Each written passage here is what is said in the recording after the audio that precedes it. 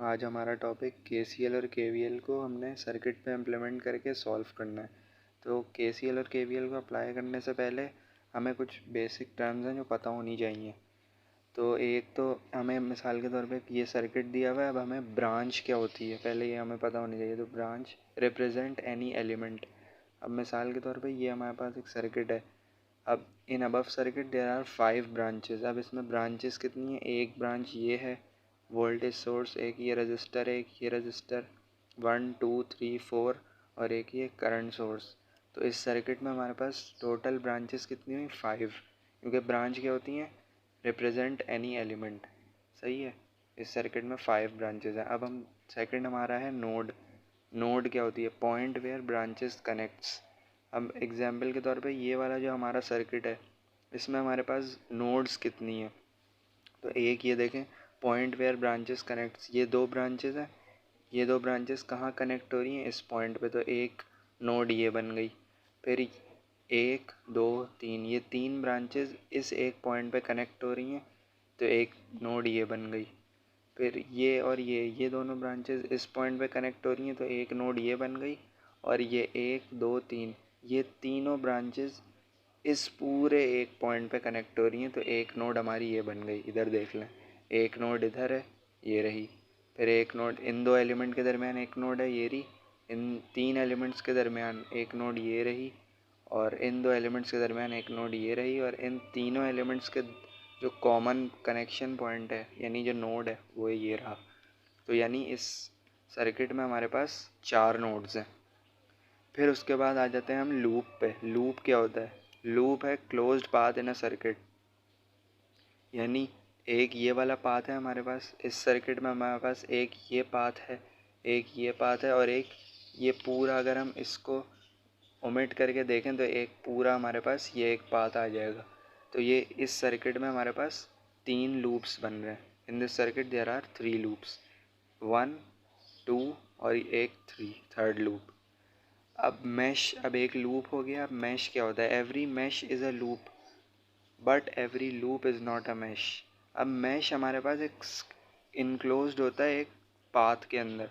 इधर इस सर्किट में हमारे पास सिर्फ 2 मैश हैं, एक ये मैश है और एक ये मैश है। हम इसमें पूरा ये चीज़ जो आएगी ना, मतलब ये वाला जो पाथ आ रहा है पूरा, ये हमारे पास लूप कहलाएगा, ये मैश नहीं होगा। इसीलिए मैंने लिखा है every mesh is a loop. यानी ये जो मैश है ना, इसको हम लूप भी कह सकते हैं, but every loop is not a mash.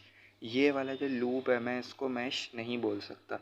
तो इस सर्किट में हमारे पास 2 मैश हैं, ये रहे, एक मैश 2 मैश। लूप्स कितने? 3 है, एक लूप 2 लूप और 3 लूप, ये रहे। फिर नोड्स कितनी है? इसमें 4 नोड्स हैं। एक नोड ये रही, एक नोड ये रही, एक नोड ये रही और एक नोड ये रही, 1 2 3 4। और ब्रांचेस इस सर्किट में कितनी है? 5 ब्रांचेस हैं। तो 1 2 3 4 और 5।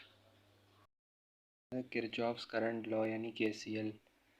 तो KCL is applied on nodes. KCL हमेशा नोड पे अप्लाई होगी। और इसका स्टेटमेंट क्या है? Algebraic sum of all currents entering a node is equals to 0, और sum of currents entering a node is equals to sum of currents leaving a node. अब for example हमारे पास ये एक सर्किट है और इसमें एक नोड ये दी हुई है। अब इसमें जो जैसे कि स्टेटमेंट है sum of currents entering a node is equals to sum of currents leaving a node. तो इसमें पहले हमें देखना है कि एंटरिंग इस नोड में कौन कौन से करंट हैं। कि ये I1 एंटर हो रहा है, एक I5 एंटर हो रहा है और I3 एंटर हो रहा है। तो I1 plus I3 plus I5 is equals to, यहाँ पे sum of currents entering a node is equals to sum of currents leaving a node. अब लीव कौन कौन से करंट कर रहे हैं? तो I4 लीव कर रहा है और I2 लीव कर रहा है। तो हमने जो एंटरिंग है वो लिख दी है, उनको ऐड करके is equals to I2 plus I4। अब हमने क्या करा है? I2 और I4 को दूसरी तरफ शिफ्ट करके दूसरे एंड पे शिफ्ट कर दिया, तो उनके साइन इन्वर्स हो गए। तो ये हमारे पास फर्स्ट स्टेटमेंट को वेरीफाई कर दिया इसने कि algebraic sum of all currents entering a node is equals to 0। ये सब करंट जो है वो इक्वल्स टू 0 है।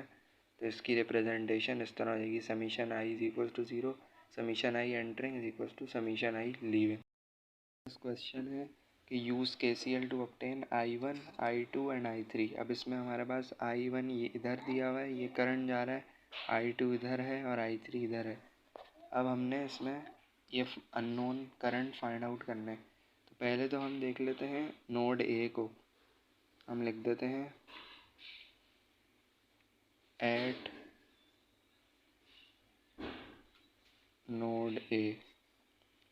अब पहले नोड ए में देख लें एंटरिंग कौन से हो रहे हैं। 8 मिली एम्पेयर एंटर हो रहा है, तो लिख देते हैं 8 मिली एम्पेयर एंटर हो रहा है, और बाकी I1 भी ए नोड में से लीव कर रहा है और 12 मिली एम्पेयर भी।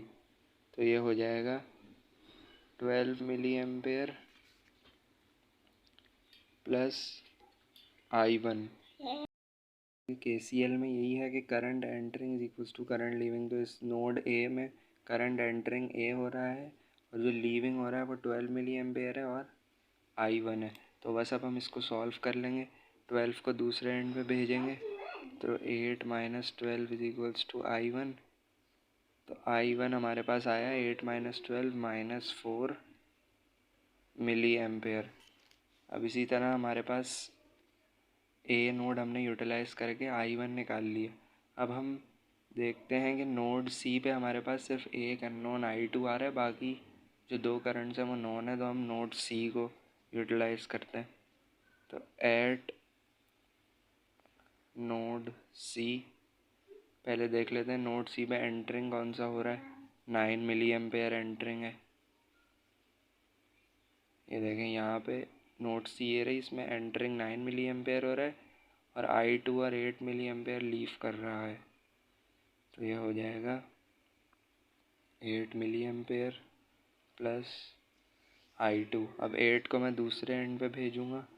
9 minus 8 is equals to I2। तो I2 हमारे पास आ गया 9 माइनस 8 1 मिली एम्पेयर। फिर अब हमारे पास ये भी आ गया, I1 भी आ गया, हमने निकाल लिया, I2 भी निकाल लिया। अब हमने I3 निकालना है। तो I3 के लिए हम नोड D को सपोज कर लेते हैं। तो मैं लिख देता हूँ यहाँ पे एट नोड D। हालांकि मैं इसमें नोड B को भी इम्प्लीमेंट करवा सकता हूँ कि I2 एंटर हो रहा है, I3 लीव हो रहा है और I1 भी एंटर। तो I1 I2 तो मुझे पता है ना, तो I1 और I2 नोन है, सिर्फ I3 अननोन है। तो I1 plus I2 is equals to I3। Node B से ये इक्वेशन बन सकती है, लेकिन मैं नोड D से भी कर सकता हूँ। तो मैं नोड D से कर रहा हूँ। इसमें मेरे पास नोड D में एंटरिंग एक 12 मिली एम्पेयर है और I3 एंटरिंग है। तो ये बन जाएगा 12 milli ampere plus I3 is equals to, अब लीविंग क्या है 9 मिली एम्पेयर। ये देख लें I3 एंटर, 12 एंटर और लीव यहाँ से 9 कर रहा है। तो अब I3 को मैंने इधर ही रहने दिया और 12 को दूसरी तरफ भेज दिया। तो 9 माइनस 12 माइनस 3 मिली एम्पेयर। तो हमारे पास I1 की वैल्यू भी आ गई, I2 की भी और I3 की भी यूजिंग KCL। हमारे पास ये क्वेश्चन लास्ट क्वेश्चन के सिमिलर है बिल्कुल, कि find I1, I2 and I3 using KCL। अब हमें ये एक सर्किट दिया हुआ है। अब इसमें जो नोड्स हैं वो हमें असाइन नहीं की हुई हैं, मतलब नोड्स के नाम। तो मैं खुद अपने पास से नोड के नाम लिख देता हूँ। Node A, node B, node C, node D। ये मैंने खुद अपने पास से नोड्स असाइन कर दी। अब मुझे I1, अब पहले तो मैं ऐसी नोड ढूंढूंगा जहाँ पे सिर्फ एक करंट अननोन हो और बाकी नोन करंट्स हैं। तो मैं नोड A पे देख रहा हूँ कि I1 है, 10 है, 2 है और 1 है। तो यानी ये नोड में यूज़ करके I1 ईज़िली कैलकुलेट कर सकता हूँ। तो मैं लिख दूँगा एट नोड A। पहले करंट एंटरिंग देख लेता हूँ। I1 एंटर हो रहा है और 1 एम्पेयर एंटर हो रहा है। तो लिख देता हूँ I1 plus 1 ampere is equals to, और लीव कौन कौन से कर रहे हैं नोड A पे। 2 एम्पेयर लीव कर रहा है और 10 एम्पेयर लीव कर रहा है। 2 एम्पेयर प्लस 10 एम्पेयर। ये इक्वेशन आ गई। अब मैंने इसको सीधा सीधा सॉल्व कर लेना है। I1 को दूसरे एंड में भेजूँगा तो 12 माइनस 1 I1 आ गया मेरे पास 12 माइनस 1 11 एम्पेयर। इसी तरीके से मैं इस सर्किट में नोड ए को तो मैंने यूटिलाइज़ करके I1 निकाल लिया। अब मैं नोड बी को देखें यूटिलाइज़ करके I2 निकाल सकता हूँ कि मेरे पास 3 करंट्स नोड बी पे नोन है और एक सिर्फ I2 अननोन है। तो मैं एट नोड बी पे मेरे पास एंटरिंग हो रहे हैं 2 एम्पेयर 3 एम्पेयर, ये दोनों एंटरिंग हो रहे हैं। 2 एम्पेयर प्लस 3 एम्पेयर एंटरिंग है और लीविंग कौन से हैं 1 एम्पेयर और I2 is equals to 1 ampere plus I2। अब 1 को मैं दूसरी तरफ भेज दूँ तो इधर तो 3 plus 2 5 minus 1 is equals to I2। I2 मेरे पास आ गया 4 एम्पेयर। अब I3 को फाइंड आउट करने के लिए मैं नोड सी को यूटिलाइज़ कर सकता हूँ, जिसमें मुझे I1 मेरे पास नोन है 11 और बाकी 10 एम्पेयर भी दिया हुआ है और I3 मुझे अननोन है। तो मैं नोड एट नोड सी, तो पहले एंटरिंग देख लेता हूँ 10 एम्पेयर प्लस I3। सी जो नोड है उस पर 10 एम्पेयर और I3 एंटर हो रहा है और I1 जो है वो लीव कर रहा है इज इक्वल्स टू I1 मुझे पता है वो है मेरे पास 11, तो 10 उधर जाके माइनस हो जाएगा। I3 is equals to 11 minus 10। I3 मेरे पास आ गया 1 एम्पेयर। अब हमारा नेक्स्ट टॉपिक है किरचॉफ्स वोल्टेज लॉ यानी KVL। तो KVL की एक्सप्लेनेशन है KVL is applied on mesh और loop which states that algebraic sum of all voltages around a closed path और लूप इज ज़ीरो। एक स्टेटमेंट ये है KVL की और दूसरी स्टेटमेंट क्या है, sum of voltage drop is equal to sum of voltage rise in closed path और लूप।